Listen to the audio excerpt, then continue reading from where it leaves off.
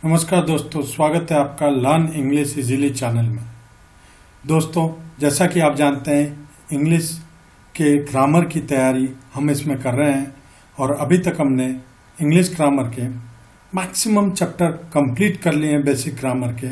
अब एग्ज़ाम के प्रिपरेशन के लिए, जैसा कि मैंने आपसे प्रॉमिस किया था, मैं प्रैक्टिस सेट लेकर आऊँगा जिसमें आपको बताऊँगा विद एक्सप्लेनेशन कहाँ पर गलत है, क्या लगने पर सही होगा। उसके लिए ये वीडियो बनाया जा रहा है। मैंने काफ़ी मेहनत की है इसमें, कई क्वेश्चन पेपर को कंसल्ट किया है प्रीवियस ईयर में या उससे कई साल पहले जो क्वेश्चंस आते थे, और वो सब लाकर आपके सामने रख रहा हूँ। प्लीज़ अगर आपको पसंद आता है तो वीडियो को लाइक करना, शेयर करना और सब्सक्राइब करना बिल्कुल भी ना भूलें। आइए अब शुरू करते हैं इंग्लिश के प्रैक्टिस सेट की। दोस्तों, आज जो होगा वो स्टार्ट होगा to find the errors in the use of noun. दोस्तों, फाइंडिंग द एरर ये जो एग्जाम्स में आते हैं, इसके ऊपर मैंने क्या किया है, मिक्स क्वेश्चन देकर कंफ्यूज नहीं करना चाहता हूँ। पहले मैं आपको इन पॉइंट्स पे, इन टॉपिक्स पे बहुत स्ट्रांग बनाना चाहता हूँ, इसलिए सिर्फ आज मैक्सिमम क्वेश्चंस जो रहेंगे वो नाउन्स के ऊपर रहेंगे और नाउन की ही गलतियां होंगी, जिस पर आपको पता चल जाएगा कि कैसे सही करना है। जब आप ये समझ जाएंगे तो आपको एग्जाम में कोई प्रॉब्लम नहीं आएगी और ये एक बहुत अच्छा प्रैक्टिस हो जाएगा। आइए अब आगे बढ़ते हैं। पहला क्वेश्चन है, though my means is small I help. Colour choose कर लेते दोस्तों इसमें, जैसा कि मैं हर बार करता हूं। आई help my younger brother with money. अब इसमें आपको एरर फाइंड आउट करना है। फाइंडिंग द एरर में या फिल इन द ब्लैंक्स में इस टाइप का क्वेश्चन आता है जिसमें आपको एरर फाइंड आउट करना होता है। दोस्तों, इस पर एरर कहाँ पर है अगर आप देखना चाहें तो आपको झटाक से माइंड में ये आ जाना चाहिए कि हमने पढ़ा है जब भी मीन शब्द का इस्तेमाल होता है। दोस्तों, कलर नहीं आ रहा है, कलर ले लेते हैं लाल, ताकि आपको हाइलाइटर से दिखता रहे। ठीक है, जब भी मीन शब्द का इस्तेमाल होता है इन सोर्स ऑफ इनकम, तो आप जो यूज करेंगे, दोस्तों कलर नहीं आ रहा है, इस पर कलर ले आते हैं दोस्तों पहले। हाँ जी, आ गया। तो वहां पर एज ए प्लूरल वर्ब होना चाहिए, बट यहां पे हमने हेल्पिंग वर्ब इज लगाया है, तो आप जान सकते हैं कि इस पार्ट पर गलती है। राइट, अब इसका अगर आप देखते हैं राइट या करेक्ट आंसर क्या होगा, तो आप देखिए, though my means are small I help my younger brother with money. तो आपको ये याद रखना है इसमें, when the noun means is used in the sense of income or wealth, it is always plural. Next question पर आ जाइए। I must help him, after all we are brothers of the same profession. दोस्तों, ये question देखते साथ कहाँ पर गलती है आपको पकड़ लेना चाहिए। गलती इस पार्ट पे है। अब गलती क्यों है इस पार्ट पे? जब तक आपने बेसिक नहीं पढ़ा होगा ढंग से, तब तक आप नहीं पकड़ पाएंगे, प्रैक्टिस से नहीं होता है। इसलिए मैंने पहले बेसिक के वीडियो बनाए हैं, 1-1 घंटे के, 2-2 घंटे के। उसको बैठकर पूरा देखिएगा, नाउन से लेके कंफ्यूजिंग वर्ड तक, pronoun, verb, adverb, preposition, models सारे कवर किए हुए हैं अलग अलग वीडियो में, टेंसेस। तो जब आप ये देखेंगे तो आप पकड़ पाएंगे कि गलती कहाँ पर है। और ये सारी गलतियां ही एग्जाम में जानबूझकर दी जाती हैं, ये देखने के लिए कि आपका फंडामेंटल कितना क्लियर है। जब फंडामेंटल क्लियर होगा तो आप तुरंत पकड़ पाएंगे। आपको करना कुछ नहीं है, प्लेलिस्ट पे जाना है, प्लेलिस्ट पे उस चैप्टर को खोलना है, आराम से शांत दिमाग से बैठ के अपना 1-1.5 घंटा लगाना है, पूरा सुनना है, नोट्स बनाना है और साथ में ये प्रैक्टिस पेपर करनी है। जब आप प्रैक्टिस करेंगे तो आपका एग्जाम में हायर मार्क्स आना मुलाजिम है। आइए दोस्तों, सेकंड क्वेश्चन में गलती ब्रदर्स पे है, क्योंकि देखिए सेम प्रोफेशन की बात कर रहा है। जब भी सेम प्रोफेशन की बात करता है वो ब्रदर ना होकर ब्रेथरन हो जाता है। क्लियर है? अब देखिए यहाँ पे एक्सप्लेनेशन है, I must help him, after all we are brethren of the same profession. Brothers का मतलब refer to the brothers in a family, और ब्रेथरन का मतलब होता है कम्युनिटी और मेंबर ऑफ गिल्ड और अ सोसाइटी। ठीक है दोस्तों, ये गलती थी सेकेंड क्वेश्चन में। Third, he does everything for conscience's sake. तो आपको गलती फाइंड आउट करनी है। ये एग्जाम में आया हुआ था CDSE के। यहां पर जो गलती है वो इस पार्ट पे गलती है, क्योंकि ये एपोस्ट्रोफी यूज हुआ है पॉजेसिव केस में। तो ये कॉन्साइंस जो सेंस वर्ड है ये कभी एपोस्ट्रोफी एस नहीं लेता है। ठीक है, इसका करेक्ट देखिए, he does everything for conscience sake. अब नेक्स्ट क्वेश्चन पे चलते हैं। Question number 4, has the agendum for a tomorrow's meeting been drawn up. कभी भी इंग्लिश में एजेंडम वर्ड करेक्ट नहीं होता, इट शुड बी एजेंडा। यानी मीटिंग में जो डिस्कशन करना है उसके विषय में हो गया, क्या क्या डिस्कशन होंगी वो बोलना चाह रहा है, तो एजेंडम वर्ड नहीं आएगा, एजेंडा आएगा। इसका करेक्ट फॉर्म होगा, देखिए, has the agenda for tomorrow's meeting been drawn up. यही मैंने आपको समझाया, agendum is not used in English. Agenda यानी programme of a meeting is treated as a singular. Clear है दोस्तों? आगे आइए। Custom on exports and imports is collected at airport. ये उस कस्टम ड्यूटी की बात कर रहे हैं जो एक्सपोर्ट या इंपोर्ट में एयरपोर्ट पे कलेक्ट किया जाता है। ठीक है दोस्तों, यहाँ पर ये गलत है, कस्टम नहीं होता है। कस्टम किसी भी देश का, किसी भी समाज का, किसी भी सोसाइटी का जो प्रथा होती है उसे बोला जाता है। यहाँ पर आपका कस्टम्स होगा, कस्टम यानी टैक्सेस। तो अब आप आगे देखिए, customs on exports and imports are collected at airport.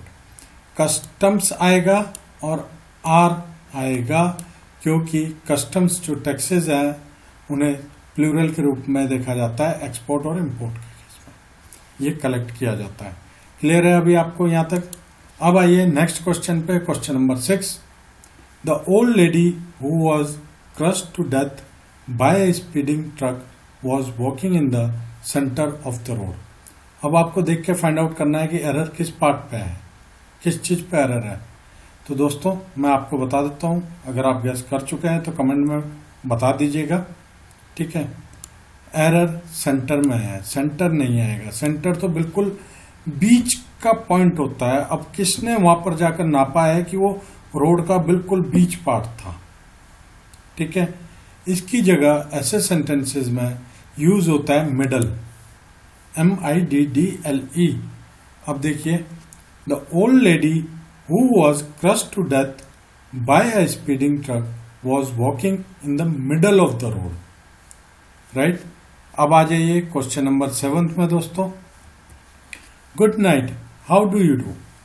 अब इस सेंटेंस में क्या गलती है? जिन्हें आता है वो सोच रहे होंगे किस बेवकूफ़ी टाइप के क्वेश्चन है ये। ऐसा नहीं है दोस्तों, ये चैनल बना है उनके लिए जिनके लिए इंग्लिश में थोड़ी सी प्रॉब्लम है, बट मेहनत करते हैं और कुछ पाना चाहते हैं, कुछ करना चाहते हैं जिंदगी में। ठीक है, उस अंदाजे से देखिएगा, उस अंदाज से देखिएगा तो आपको पता चलेगा कि मैं सही बोल रहा हूँ।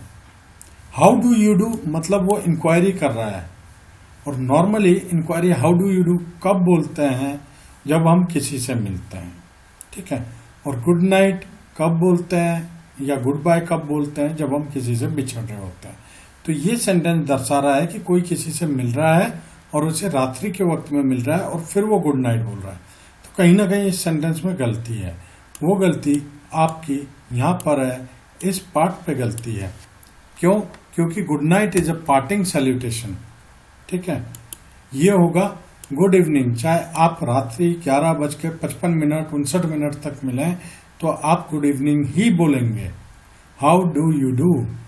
Good night is a parting salutation. When we meet someone in the evening time, the salutation should be good evening. Evening time से मतलब है 11:59 तक भी मिलोगे, मध्य रात्रि हो गया एक हिसाब से, तब भी आप गुड इवनिंग ही बोलेंगे। ठीक है, अब आइए आगे क्वेश्चन में। One of these men's son was killed in the recent police firing. Sentence का भाव समझिए, ये बोलना क्या चाह रहा है, फिर उसके बाद ये आप गलती निकाल सकते हैं। ठीक है, अगर आप गलती निकाल पाएंगे तो बताइए मेरे को। कमेंट करिए, बिल्कुल सही तरीके से कमेंट करिए कि आप इससे समझे नहीं समझे। इसमें ये क्वेश्चन आया था पीछे, असिस्टेंट कमांडेंट के एग्जाम में भी था ये कहीं पे, जो मुझे रिपोर्ट में देखने को मिला है, या जो मैंने पीछे उन लोगों से बात की थी जिन्होंने एग्जाम निकाला था और जो तैयारी कर रहे थे हमारे साथ, उन्होंने भी बताया था। ठीक है, और ये क्वेश्चन जरूर आता है क्योंकि कई लोग इसमें पकड़ नहीं पाते कि गलती एक्चुअल में है कहाँ पर। तो आपको ये बहुत अच्छे से देखना है कि गलती कहाँ पर है। अगर आप पकड़ नहीं पा रहे हैं तो देखिए, मैं आपको बता देता हूं कि गलती कहाँ पर है।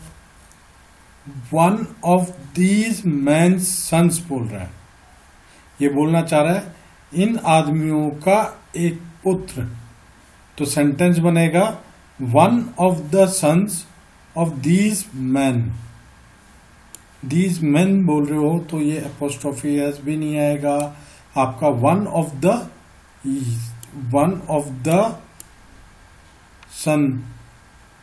sons of these men was killed in the recent police firing। तो सेंटेंस आपका क्या बना, आप देखिए, one of the sons of these man was killed in the recent police firing, right? अब आगे बढ़ते हैं नेक्स्ट क्वेश्चन पर। The juries consist of 10 members। ठीक है, the juries consist of 10 members। यहां पे कहां पे गलती है आप समझेंगे। गलती है ज्यूरीज पर, क्योंकि ज्यूरी जो वर्ड है वो ऑलरेडी प्लूरल वर्ड होता है, जजों का समूह जिसे बोला जाता है। ठीक है, तो ये हो जाएगा आपका the jury consist of 10 member. Jury का प्लूरल ज्यूरीज नहीं होता है। अब इस पे एक पॉइंट याद रखना, एग्जाम्पल देके समझा रहा हूं, वो वाला क्वेश्चन कहीं नहीं आया था। Jury is a collective noun whenever there is a sense of unanimous action, मतलब एक मत होने की बात। वी यूज सिंगुलर, जब आदमी एक मत हो रहा है, एकता बन रही है, एक मत होना एकता हो गया।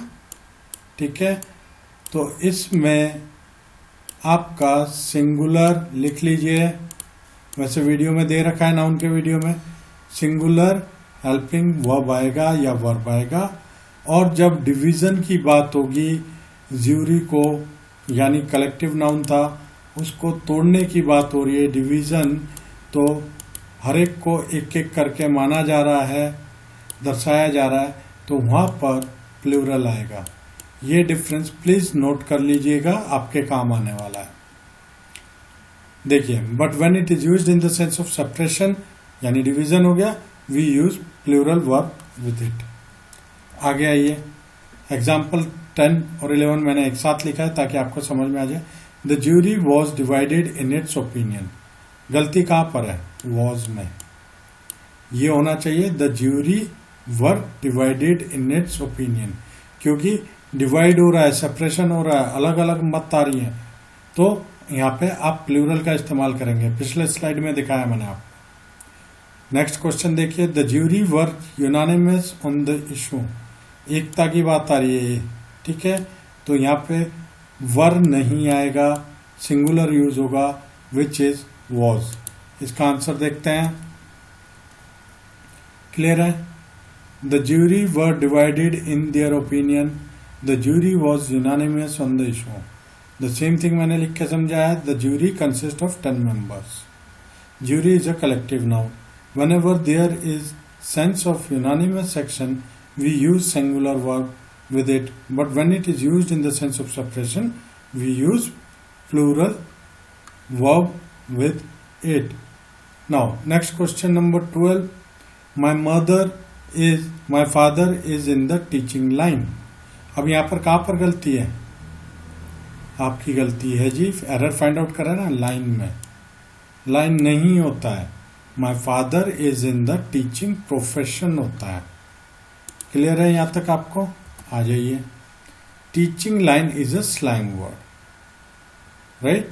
आगे आ जाइए, question number 13, women's clothes are generally more expensive than men. यहां पर कहां पे गलती है, एरर फाइंड आउट करने के लिए आ गया। मान लीजिए इसने दे दिया वुमेन क्लॉथ, ये आपका ए ऐसे एग्जाम में आता है। Are generally more, B expensive, आपका सी, और यहाँ पे नो एरर लिख देता है। ठीक है, नो एरर। ये देखिए जब नो एरर लिख दिया, अब इसे दे देता है डी।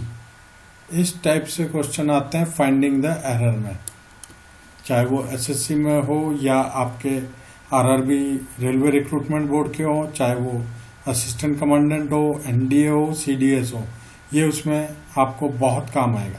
तो लोग पढ़ते हैं फटाफट, women's cloth are generally more expensive than men. Correct लग रहा है सारा, उसे करेक्ट लगेगा जिसने नाउन को बेसिक नहीं पढ़ा होगा। इसलिए आपसे रिक्वेस्ट है, बेसिक पढ़ने के लिए प्लेलिस्ट पे जाइए, नाउन 2 हिस्सों में बनाया गया है, उन दोनों वीडियो को जरूर देखिएगा टाइम निकाल कर।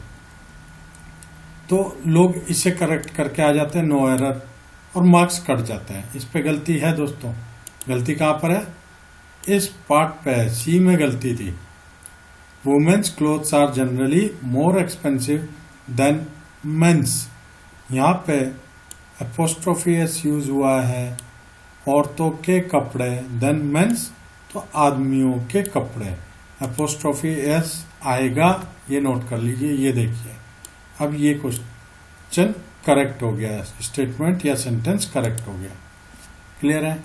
Question number 14, all his family members are lovers of dance and music. फिर हमें लग रहा है कि इसमें कोई गलती नहीं है, बट गलती है। ऑल हिज फैमिली मेंबर्स में गलती है। कभी भी आप फैमिली मेंबर्स नहीं बोलेंगे, all members of his family. क्या बोलेंगे? All members of his family. देखिए again, all member of his family are lovers of dance and music. क्यों बोलेंगे? Because family members is a slang expression, the actual use is members of the family. English का rule है कि ये slang है। Slang क्या होता है पता है आपको? स्लैंग वर्ड या स्लैंग एक्सप्रेशन, तो सिनोनिम्स देखिए, जार्गन, वर्नाकुलर, डायलिसिट, आर्गोट। तो ये लिख लीजिएगा प्लीज। ये सिनोनिम्स की तैयारी आपकी हो गई है। इससे स्लैंग से मैंने आपको 4 वर्ड भी बता दिया।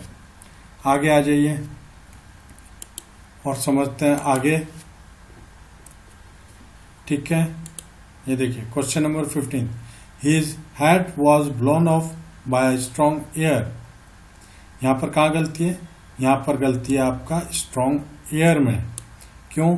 एयर वो होता है जिससे हम सांस लेते हैं, समझ लीजिए, और जब तेज हवा चलती है तो वो विंड बन जाता है। ठीक है, टोपी किससे गिरेगी? सांस लेने वाली हवा से तो नहीं गिरेगी, ऐसे याद करिए। तेज हवा से गिरेगी, ठीक है, किसी के सिर से, तो उसे विंड का इस्तेमाल करेंगे। देखिए, his hat was flown off by strong wind. Air is what we breathe. Air का मतलब यह है कि हवा जो हम सांस ले रहे हैं। Wind is what make the leaves of the tree move. आंधी, तूफान या तेज हवा जिससे पेड़ पौधे हिल जाते हैं ना, उसको बोला जाता है। ठीक है, आगे आ जाइए क्वेश्चन नंबर 16 में। I may spend these summer vacations with one of my friend in Mumbai. अब लोग यहाँ पे बोलेंगे जी गलती जो है यहाँ पर है, आई मे नहीं होगा, आई माइट हो जाएगा। तब तक आप बोलेंगे जब तक आपने बेसिक नहीं पढ़ा है। बेसिक के लिए बना रखा है मे कहाँ यूज होता है, माइट कहाँ यूज होता है। मॉडल्स में जाइए, वहाँ पे वीडियो देखिए, आपको क्लैरिटी आ जाएगी। यहाँ पर गलती जो है दोस्तों मैं आपको बता देता हूँ, वेकेशंस में है, क्योंकि वेकेशंस नहीं होता, इट शुड बी वेकेशन, क्योंकि वेकेशन एक वन अलग टर्म है। ठीक है, देखिए, I may spend this summer vacation with one of my friends in Mumbai. Summer vacations is a wrong use, the term is always used in the singular form. यह हमेशा किस में यूज होगा? सिंगुलर फॉर्म में। तो ये एस फॉर्म नहीं लगेगा। Is that clear to you? Now question number 17, if the cattles enter the field please drive them out. It नहीं था, ये if the cattles enter the field please drive them out.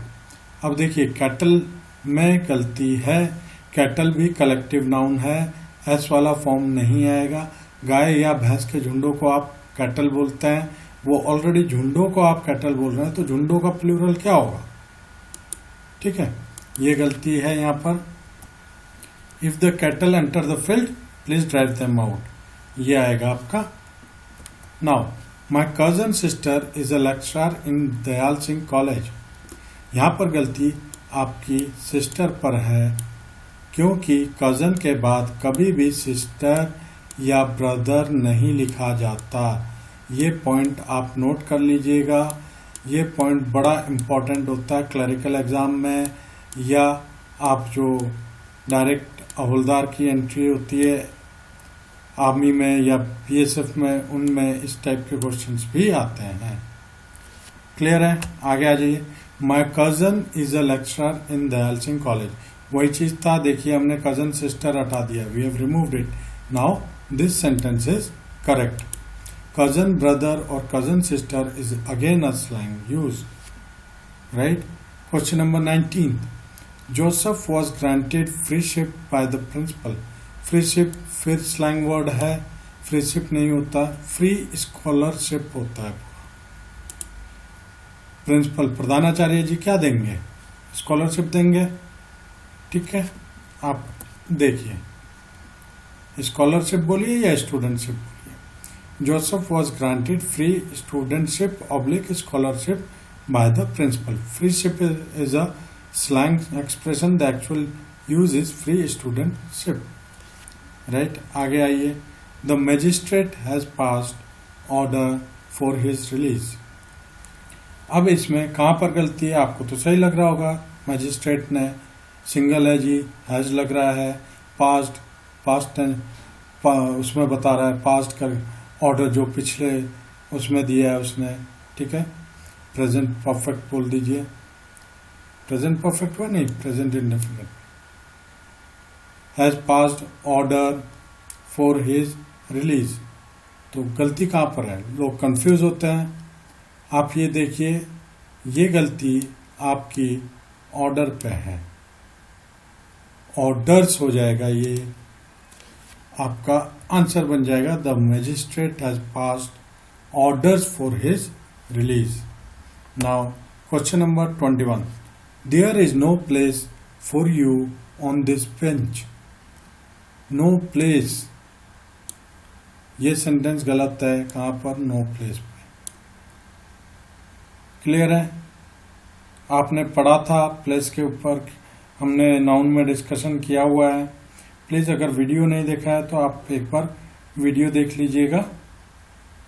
ठीक है, place की जगह आप वर्ड यूज करेंगे room. There is no room for you on this bench. अब बोलोगे रूम का मतलब तो कमरा होता है जी, नहीं, रूम का मतलब ऊपर वाक्य में स्पेस की बात कर रहा है, बैठने के स्थान की। क्लियर है? Next question, question number 22, mister Bhatia our English teacher takes great pains in his work. गलती कहाँ पर है? इंग्लिश टीचर में गलती है। अब ये मत बोलिएगा कि इंग्लिश टीचर में गलती है जी तो इसे मैथमेटिक्स टीचर बोलो, नहीं, इंग्लिश टीचर शब्द गलत है। यहाँ पर होता है teacher of English. English teacher का मतलब हो गया टीचर जो इंग्लैंड से था। दोबारा रिपीट कर रहा हूँ, इंग्लिश टीचर का मतलब हो गया जो टीचर इंग्लैंड का है। टीचर ऑफ इंग्लिश हो गया जो टीचर आपको इंग्लिश पढ़ाता है। देखिए आगे देखिए, mister Bhatia our teacher of English, यही समझाया था, ये करेक्ट सेंटेंस है। Take great pains in his work. English teacher is a slang word. The English teacher, जब आप द इंग्लिश टीचर लगाते हैं, means a teacher belonging to England. The correct use is the teacher of English, which means a teacher who teaches the language English. Clear है? अब the जो होता है वो कहाँ पर यूज होता है? ए एंड द, ये आर्टिकल होते हैं। इसके ऊपर भी मैं वीडियो बनाऊंगा और आपको और क्लैरिटी आएगा। ऐसा ही वीडियो बनेगा क्वेश्चंस, पुराने क्वेश्चंस लाके, ताकि आपको प्रैक्टिस अच्छे से हो सके आपकी और आपको कंसेप्ट क्लियर हो जाए। पर आपसे एक रिक्वेस्ट है कि वो वीडियोस जरूर देखिएगा आर्टिकल के ऊपर भी। The police has arrested the thief. अब बताइए इस पे गलती कहां पर है? फास्ट कमेंट करके बताइए। पुलिस क्या है? कलेक्टिव नाउन है। We can't use a singular, we have to use a plural helping verb. The police have arrested the thief होगा। ठीक है, देखिए एग्जाम्पल का answer, the police have arrested the thief. बता दिया, police is a collective noun, always consider as a plural. ठीक है, अब आ जाइए next question, question number 24। The wages of sin are death. अब वेजेस के ऊपर बताया था आपको, याद करिए दिमाग में। The wages of sin are death, you need to find out the error in this statement. मान लीजिए इसे ए बोल देता है, इसे बी बोल देते हैं, एग्जाम में ऐसे आएगा ए बी सी और ये डी आ गया, नो एरर, एन ई लिख दूं मैं। नो एरर का मतलब आप समझ जाएंगे। अब जिस बच्चे ने या जिस कैंडिडेट ने, एस्पिरेंट ने, जो एग्जाम देने गए हैं, उन्होंने अगर इसको फाइंड आउट करना है कि कहाँ पर गलती है, तो उन्हें पढ़ने में तो सही लग रहा है, वेजेस प्लूरल में दिख रहा है, ठीक है, वो डी टिक करके आएंगे कि कोई एरर नहीं है। पर जिसने इसे पढ़ा है, नाउन के बारे में पूरा सुना है, वो पकड़ लेंगे कि यहाँ पर गलती है, ये आर नहीं आएगा। वेजेस जब बोलते हैं वो पनिशमेंट की बात हो रही है। किसकी?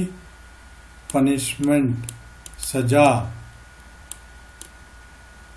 पनिशमेंट। लिख लीजिए, अगर आपने वीडियो नहीं देखा है ये पॉइंट लिख लीजिए, आता ही आता है इस टाइप का क्वेश्चन। पनिशमेंट की बात हो रही है तो इसे आप सिंगुलर में ही कंसीडर करेंगे, ठीक है। The wages of sin is death होगा, आर नहीं होगा, क्योंकि इसे आप वेजेस पनिशमेंट को प्लूरल कंसीडर नहीं करते हैं। राइट, आंसर देखते हैं। The wages of sin is death. Wages here means punishment and not charges for labour. Wages के दो मतलब बताए थे ना नाउन वाले चैप्टर में, एक सजा से होता है, दूसरा जो वेजेस हम कार्य करा के, काम करा के जो लेबर को पैसा देते हैं उसको वेजेस बोलते हैं। क्लियर है यहाँ तक? Now come to the next question 25th। The weather of Delhi does not suit me. The weather of Delhi does not suit me.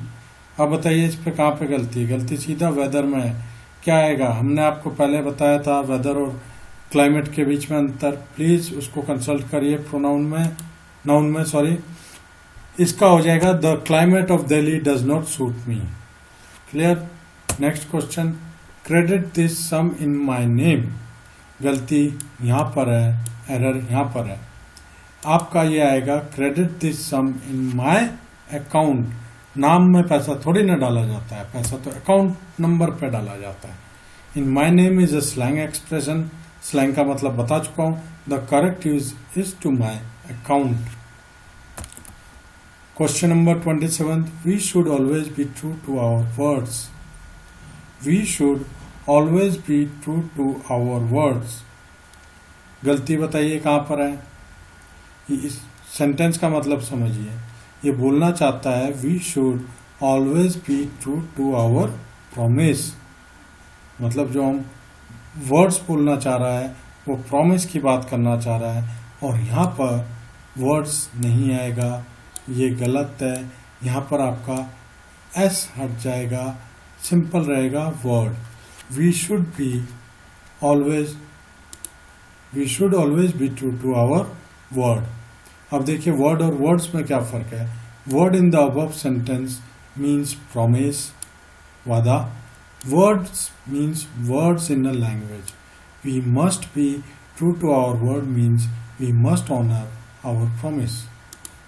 Now, question number 28.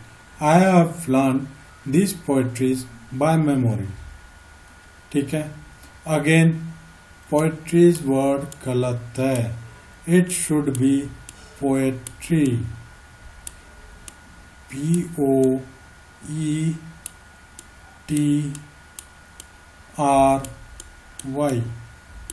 Clear है यहाँ तक? क्यों होगा इसका एक्सप्लेनेशन भी मैं आपको बताता हूँ, समझाता हूँ अच्छे से, उसे देखते रहिएगा तो आपको समझ में. ऐसा कोई वर्ड नहीं है जो पोएट्रीज कहलाता हो. क्लियर है? There is no such plural of the word poetry. Poetry का प्लूरल पोएट्रीज नहीं होता है. आपने पढ़ा होगा in place of poetries we should use poems. Poetry का पोएट्रीज नहीं होता है. तो I have learn this poem by memory. और कई सारी पोएम की बात कर रहा है तो पोएम्स हो जाएगा, एस लग जाएगा. तो राइट आंसर क्या होगा देखिए. I have learn this poems by memory. There is no such words as poetries. There is no plural of the word poetry. In place of poetries, we should use poems.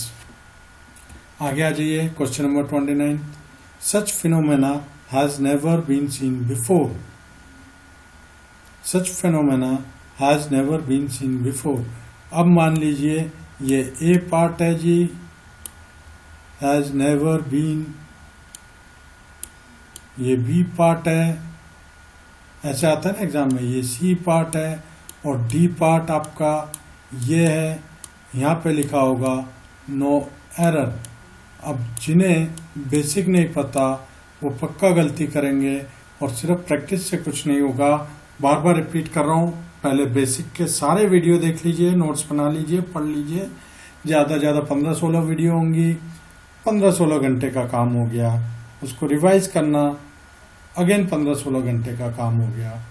तो यानी कि मतलब आप ये समझ लीजिए 3 दिन में आप सारे वीडियो देख के सारा रिवीजन कंप्लीट कर सकते हैं और आपकी परमानेंट मेमोरी में चली जाएगी चौथे दिन में या 5वें दिन में. 5 दिन के बाद फिर मेरे साथ ये प्रैक्टिस करते रहिए. आज मैंने नाउन का बनाया है, ठीक है. फिर आगे भी मैं प्रोनाउन एडजेक्टिव ऐसा देता रहूंगा तो आपके अच्छे मार्क्स आ जाएंगे. घबराने की जरूरत ही नहीं है कि हमारी इंग्लिश कमजोर है जी. कोई कमजोर नहीं होती. एक लैंग्वेज है, इसे आपको ग्रामर सीखना है, ठीक है. सेल्फ कॉन्फिडेंस लूज मत करिएगा. दोस्तों गलती कहां पर है? गलती है आपका इस पार्ट पे. फेनोमेना जो वर्ड होता है वो हमेशा प्लूरल में कंसीडर किया जाता है. क्लियर है आपको? आगे देख लेते हैं. मैं बोल रहा हूं यहां पे गलती है, आगे देख लीजिए. Such phenomena have never been seen before. Phenomena is always used in the plural sense. तो has की जगह क्या आएगा? Have. Hence we use plural verb with it. Clear है? Now coming to the next question. Question number 30. Some of the guests were sitting on the ground of the room. इसका मतलब समझिए कहाँ पे गलती है. Some of the या यहाँ पे गलती है ए में. गेस्ट वर सीटिंग या यहाँ पे गलती है बी में. ऑन द ग्राउंड या यहाँ पे गलती है सी में. या द रूम में गलती है डी. और या आप समझ लीजिए ये ई है और ई में नो एरर है. अब आपने चूज करके बताना है, टिक करना है, ठीक है. ऑप्शन दिया रहेगा, इधर ऊपर क्वेश्चन रहेगा find the error is in the which part of the sentence. 1 A, 2 option number MCQ में बी, 3 ऑप्शन नंबर 3 में सी, 4th में आपका डी. ऐसे आता है एग्जाम में. 5th यानी नो एरर यानी ई. तो जिन्हें बेसिक क्लियर होगा अगेन वो क्या करेंगे, फाइंड आउट कर लेंगे. नहीं तो आप या मैं, जिन्हें बेसिक क्लियर नहीं होगा तो वो 5th टिक करेंगे यानी ई मतलब नो एरर. ऐसा नहीं है, इस पे गलती है और गलती है सी पार्ट पे. करेक्ट आंसर होगा 3C. ठीक है, अब गलती क्या है वो देखिए, समझिए इस गलती को। Some of the guest were sitting on the ground of the room. Room का ग्राउंड नहीं होता, रूम का फ्लोर होता है, फर्श। रूम के अंदर क्या होता है? फर्श, ठीक है, जिसे हम फ्लोर कहते हैं, FLOOR। और जो ग्राउंड होता है वो रूम से बाहर होता है, आंगन हो गया, मैदान हो गया। तो गलती यहां पर है। अब राइट आंसर देखिए, some of the guest were sitting on the floor of the room. Floor क्यों बोला? क्योंकि वो रूम के फर्श पे बैठे थे। रूम के अंदर का जो पोर्शन होगा, घर के अंदर का जो पोर्शन होगा, उसे फ्लोर, नीचे का पोर्शन फ्लोर बोला जाएगा, और जो घर से बाहर का पोर्शन होगा उसे ग्राउंड बोला जाएगा। ये दिमाग में बिठा लीजिएगा। आगे आ जाइए। What is your date of birth? Mostly यही हम क्वेश्चन करते हैं, अच्छे से अच्छे लोग भी बोलते हैं what is your date of birth. तो इस पे भी गलती है, गलती फाइंड आउट करना है कहां पर गलती है। तो दोस्तों ये गलती ऐसी है जो अच्छे से अच्छा व्यक्ति भी भूल जाता है, राइट? पर मैं आपको समझाऊंगा, आपको याद हो जाएगा। What is your date of birth नहीं होता है। Is that clear to you? It should be, आप पूछेंगे what is your date of birth, slang expression है, तो योर डेट ऑफ बर्थ गलत है, इस पार्ट पे गलती है, ठीक है। बर्थ आदमी से कंसर्न है यहाँ पे, ना कि डेट से। आप क्या बोलेंगे? What is your date of birth की जगह आपको बोलना होगा, ध्यान से सुनिएगा, आप बोलेंगे the date of your birth, the date of your birth. What is your date of birth की जगह आप बोलेंगे, लिख के दिखा रहा हूं ताकि इस पे आपको बिल्कुल क्लियरिटी आए। What is your date of birth की जगह लिखेंगे द डेट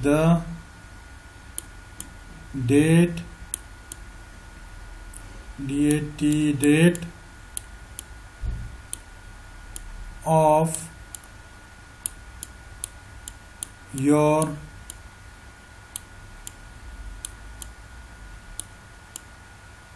बर्थ। डिफरेंस देख लिया आप लोगों ने? Is that clear to you? दोबारा एक बार और रिपीट कर देता हूं। What is your date of birth की जगह आएगा what is the date of your birth. Your date of birth नहीं, डेट ऑफ योर बर्थ, ठीक है, क्योंकि बर्थ किसका हुआ है? आदमी का, ना कि डेट का। Your date of birth is a slang expression, it hardly make any sense. Birth is concern with the man, not with the dead. So the correct use will be date of your birth. Is that clear? Now come to the next question. Question number 32. I met him in the hospital and inquired about his state of health. दोबारा पढ़िए, किस part पे गलती है? Part नहीं लिखा है मैंने यहाँ पे, ABCD नहीं लिखा है। सेंटेंस में कहीं ना कहीं गलती है, अंडरलाइन कर लीजिए। जब वो अंडरलाइन कर लेंगे तो आपको पता चल गया किस पे बेसिक पढ़ा है। तो आप हमें कमेंट करके बताइए। ये होगा I met him in the hospital and inquired, यहां तक सही है, कोई गलती नजर आ रही है? नहीं। About the state of his health, his state of health की जगह आपका बनेगा state of his health. State किसका? उनके स्वास्थ्य का, ये समझ लीजिए। क्लियर है? देखिए, स्टेट ऑफ हिज हेल्थ, तो उस पार्ट में गलती थी। नाउ अब ये पार्ट करेक्ट है। ऐसे आपको एरर फाइंड आउट करने के क्वेश्चंस की प्रैक्टिस करनी है। आज हम सिर्फ नाउन के ऊपर कर रहे हैं, क्योंकि आगे मिक्स कर दूंगा तो कंफ्यूज हो जाएंगे। हम मिक्सिंग वाला भी प्रैक्टिस सेट बनाएंगे, ठीक है, वो चिंता मत करिए। 2 दिन लिए, 3 दिन लिए मैंने वीडियो अपलोड करने में, इसीलिए लिया है ताकि मैं डिफरेंट क्वेश्चन पेपर सेट से आपके लिए क्वेश्चन ढूंढ रहा था कि क्लब करके मैं आपको बता सकूं जो आपको काम आए। The scientist have not been able to tell the reason of an earthquake. कहां पर गलती है, सीधा आपको पता चल जाएगा रीजन में। अब क्यों है, रीजन की जगह कॉज लगेगा। क्या लगेगा, कॉज, CAUSE, कॉज।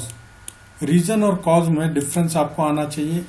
रीजन यानी स्ट्रॉन्ग कारण बताता है और कॉज कारण का रिजल्ट बताता है, रिजल्ट का कारण बताता है। ये बोलिए, there is a positive difference in the meaning of reason and cause. देखिए, the scientist have not been able to tell the cause of an earthquake. Reason की जगह कॉज लगा है, ये सेंटेंस हो गया। अब रीजन और कॉज में क्या डिफरेंस होता है, हमने नाउन वाले वीडियो में देखा था। यही क्वेश्चन हमारे पास आ गया और हमें क्लियरिटी है, तो हमने एकदम से पकड़ लिया गलती कहां पर है। अब दोबारा रिपीट कर देता हूं rule. There is a positive difference in the meaning of reason and cause. Cause produces result, जो अर्थक्वेक आया था उसका कोई रिजल्ट रहा होगा। रीजन एक्सप्लेन और जस्टिफाई द कॉज। तो आपने क्या देखा, कॉज को सी से करिए, कॉज रिजल्ट देता है। अर्थक्वेक रिजल्ट था जिसका कारण साइंटिस्ट ने पता करना था। और रीजन जो है ये रिजल्ट का आर है, ठीक है, रिजल्ट का आर है, रिजल्ट। और जो रीजन होगा वो आपके कॉज को जस्टिफाई और एक्सप्लेन करेगा। ये रिलेशन है इनके बीच में, ये समझ लीजिएगा। समझ में नहीं आया तो प्लीज कमेंट करके जरूर बताना। रीजन, ठीक है, रीजन एक्सप्लेन और justify the cause, cause result to result और कॉन्सिक्वेंसेज। आगे आ जाइए, question number 34। He does not know even alphabets of English. यहां पर कहां पर एरर है, alphabets of English. He does not know even, यहां तक तो सही है सेंटेंस। ऑफ इंग्लिश, यहां तक भी सही है, तो गलती कहीं यहां पर है। अब आपको याद करना है कि हमने जब पढ़ा था नाउन तो हमने क्या बोला था, अल्फाबेट्स और अल्फाबेट में डिफरेंस बताया था आपको। प्लीज उस चीज को याद कर लीजिए, तब जाके आपका ये चैप्टर में अच्छे मार्क्स आएंगे। नाउन के एरर फाइंड आउट करने में बहुत सहूलियत होगी और आप कर पाएंगे पॉजिटिवली। इसका हो जाएगा एस, हट जाएगा। हम आपको आंसर बता देते हैं। ही does not know even the alphabet of English. एक लैंग्वेज है और जब हम अल्फाबेट ऑफ इंग्लिश बोलते हैं तो हम अंग्रेजी की वर्णमाला की बात कर रहे हैं। अब कई लैंग्वेजेस की बात करोगे तब जाके आप कहीं पे अल्फाबेट्स का इस्तेमाल कर सकते हैं। Alphabet means the number of letters of a language. Clear है, कोई डाउट? एक लैंग्वेज है इंग्लिश, उसके अल्फाबेट की बात कर रहे हैं, उसके वर्णमाला की बात कर रहे हैं, और ये यही बोल रहा है कि अल्फाबेट का मतलब नंबर ऑफ लेटर्स, कितने अक्षर हैं उसमें, number of letter in a language. तो हमारे पास अल्फाबेट कितने हैं, 26 है ना, 26 है ABCD, तो वो अल्फाबेट आएगा, अल्फाबेट्स नहीं आएगा। अब आप इंग्लिश एंड हिंदी बोलोगे तो यहाँ पे आप अल्फाबेट्स लगा सकते हो, क्योंकि मल्टीपल लैंग्वेज की बात कर रहे हैं तो प्लूरल शब्द के लिए लग सकता है। वो नाउन के वीडियो में आप चेक करिएगा please. Question number 35। No summon has yet been issued from the court. Again सिर्फ समन नहीं होता है, ये समन्स होता है। Summon is a wrong word. क्या होता है ये आप याद कर सकते हैं, ये होता है no summons has yet been issued from the court. Now come to the next question. One of my friend will be honored with Vasishtha Seva Medal on the Republic Day. Vashishtha सेवा मेडल किसे मिलता है पता है आपको? वशिष्ठ सेवा medal ये defence के अंदर दिया जाता है अच्छे कार्य के लिए, ठीक है। ये मेडलों का भी याद कर लेना, कितने टाइप के जीके का जब आप प्रिपरेशन करेंगे कितने मेडल्स होते हैं, किस कार्य के लिए मिलता है, ये आएगा, एग्जाम में आता है, कई बार आता है। ठीक है, पहला किसे मिला था, लास्ट किसे मिला था, हाल ही में किसको मिला था, ये सारी चीजें आती हैं। क्लियर है। अब आइए, हम इंग्लिश पढ़ रहे हैं तो इंग्लिश पे फोकस करेंगे। One of my friend will be honoured with Vashishtha Seva Medal on the Republic Day. दोस्तों, हमने ये पढ़ा था कि जब भी वन ऑफ लगेगा तो वो आगे किससे फॉलो होगा, सिंगुलर या प्लूरल से। वन ऑफ में वीडियो देखिए प्लीज, वो होगा प्लूरल से। तो माय फ्रेंड सिंगुलर है। What you have to do here is you have to use the word friends, तो ये ऑटोमेटिकली आपका प्लूरल बन जाएगा। गलती इस पार्ट पे है। Is that clear? गलती फाइंड आउट हो रहा है ना, ये यूज था, ऐसे करते हैं। वन ऑफ माई फ्रेंड्स, अब ये सही हो गया क्योंकि वन ऑफ हमेशा क्या लेता है, प्लूरल। नाउन और pronoun after one of should always be plural. यही रूल हमने लिखाए थे। इस टाइप से क्वेश्चन आता है, देखते रहिए। The students who live in the boarding can not hope to get rich food. Boarding is a slang word, गलती यहां पर है, it should be boarding house. Is that clear? The students who live in the boarding house can not hope to get rich food, यही बताया आपको। The correct use is the boarding house. Next question, no one uses blotting these days. Blotting एक कागज type का होता है, paper होता है, जो शाही गिरने पे जब हम लोग, आपको याद होगा इंक पेन का इस्तेमाल करते थे, तब उसका इस्तेमाल करते थे शाही सुखाने के लिए। तो ये होता है ब्लोटिंग पेपर। सिंपल आप ब्लोटिंग नहीं लिख सकते। No one uses blotting paper these days. Is that clear? Blotting is a slang word, the correct use is a blotting paper. I finished the 3/4 of the work in a record period of 4 days. 3/4 कार्य खत्म कर लिया, ये बोलना चाह रहा है। I finished the 3/4, यही आएगा सेंटेंस आपका। यहां पर गलती है 3/4 में। I hope it is clear to you. तो देखिए, इसका करेक्ट आंसर बन जाएगा 3/4, 3/4 of the work in a record period of 4 days. Now come to the next question. Question number 40. His service has been terminated. उसकी सेवाएं रद्द कर दी गई है या निरस्त कर दी गई हैं, ये बोलेंगे जब हिंदी में। तो आप ये देखिए, सर्विस वर्ड गलत है, ये हो जाएगा आपका प्लूरल सर्विसेज। और जब ये सर्विसेज हो जाएगा तो हैज नहीं आएगा, यहां पे आपका आएगा हैव। सेंटेंस यहां पर गलत है, आपने एरर फाइंड आउट कर लिया। ये दो पार्ट में गलती है जी। It should be his services have been terminated. आइए देखिए, आंसर क्या है, his services have been terminated, सेवाएं। ठीक है। One should do his duty honestly, गलती कहां पर है, यहां पर है। वन का जो प्रोनाउन होता है वो हिज या हर नहीं होता है, वो वंस होता है। तो आप लिखेंगे one should do once duty honestly. आगे देखिए answer, one should do once duty honestly. तो आप हिज और हर न लगा के वंस लगाएंगे। The pronoun of one is one's and not his. Clear है? आगे आ जाइए। Mankind are to be valued. अब इसमें गलती कहां पर है, mankind are to be valued, गलती आपका आर में होगा, यहां पर गलत है। आपको देखना पड़ेगा कि क्यों गलत है। दोस्तों, मैनकाइंड हमेशा सिंगुलर में कंसीडर किया जाएगा, तो आर नहीं आएगा, हेल्पिंग वर्ब इज आएगा। Mankind is always consider as a singular word, ये नोट बना लीजिएगा, भूलिएगा मत। Mankind is always consider a singular word. अब मैनकाइंड का शाब्दिक अर्थ किस किस को नहीं पता, देख लीजिए, सिनोनिम्स लिखिए। Manhood, man, manfolk, males. Clear है यहाँ तक?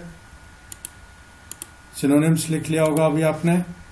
अब आगे देखिए नेक्स्ट क्वेश्चन पे। My uncle's friend's son is a doctor. ये सेंटेंस में एरर कहाँ पे?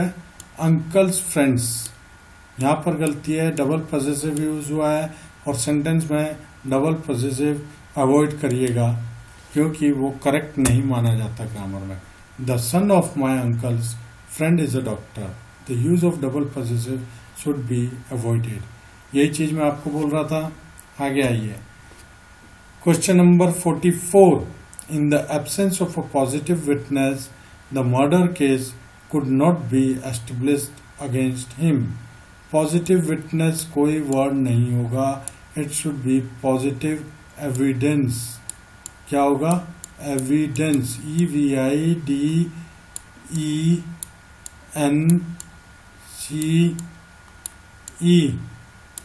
राइट। तो ये आपका सेंटेंस बन जाएगा। इन the absence of positive evidence the murder case could not be established against him. अब प्लीज वीडियो जरूर देखिएगा, नाउन पे बने हुए हैं, वहां पर एविडेंस और विटनेस के बीच में डिफरेंस दिया हुआ है, राइट। आगे आ जाइए। He put his sign to the letter.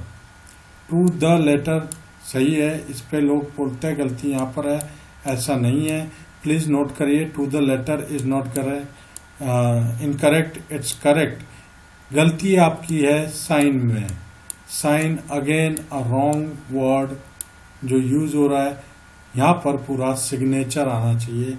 Sign कोई वर्ड नहीं होता है। He put his signature to the letter. Come to the next point. She has lost a 100 rupees note. देखिए अ माने एक, ठीक है, 100 लगा है बोल के आप प्लूरल नहीं कर सकते।